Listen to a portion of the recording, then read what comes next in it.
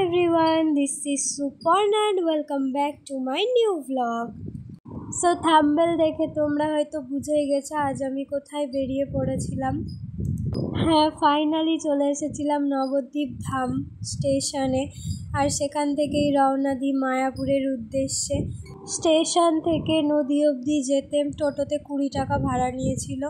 তারপর আমরা চলে যাই লঞ্চের টিকিট কাটতে, আর সেখানে 10 টাকা করে লঞ্চের টিকিট কাটি, আর নৌকোর জন্য টিকিট ছিল মাত্র 5 টাকা করে। লঞ্চে উঠেই তোমরা এই মন্দিরটির চূড়াটিকে খুব সুন্দরভাবে দেখতে পারবে। এছাড়াও খুব সুন্দরভাবে দেখা যায় ভাগীরথী এবং জলঙ্গি নদীর মিলনস্থল। নদী পার করেই আমরা প্রথমে রুম ভাড়া নিই, তারপর চলে আসি স্কনে এসেই আমরা প্রথমে কুপন কেটে নিই ভোগ প্রসাদের জন্য। কুপন কাটতে আমাদের 50 টাকা করে লাগে। কুপন কেটেই চলে যায় সুলভ ভোজনালয়ে।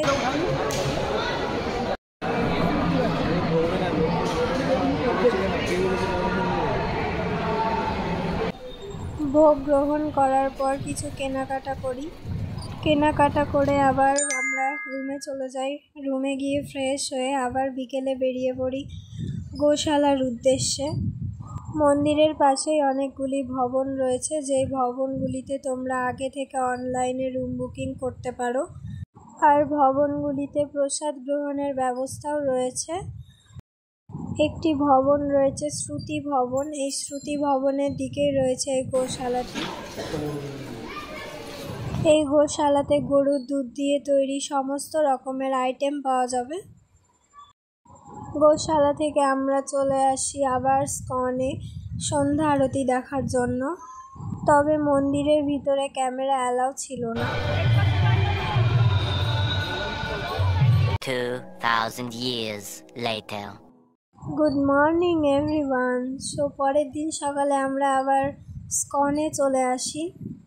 স্কন থেকে আশেপাশের কিছু মন্দির দেখার জন্য বেরোই, যেমন ছিল শ্রী চৈতন্য দেবের মাসির বাড়ি, জন্মস্থান, মিউজিয়াম। এই মন্দিরগুলো দেখার জন্য বেরোই, তবে সমস্ত মন্দিরে ক্যামেরা ঠিক অ্যালাউ ছিল না, যার জন্য সব কটা ক্যামেরা বন্দি করতে পারিনি। তবে যারা মায়াপুর যাওনি বা যেতে চাইছো, ঘুরে আসতে পারো। খুব একটা শান্তির জায়গা, দারুণ জায়গা, অসম্ভব সুন্দর।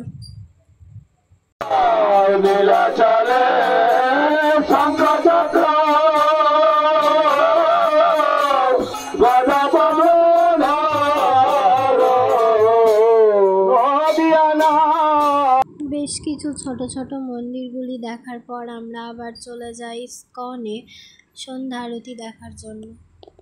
তো চলো সবাই মিলে একসাথে সন্ধ্যা আরতি দেখি।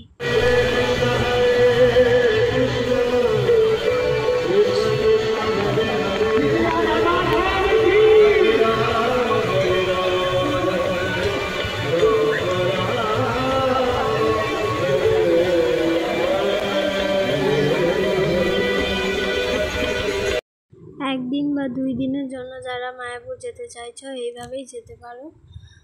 তবে এখানে আজ শেষ করি, টাটা।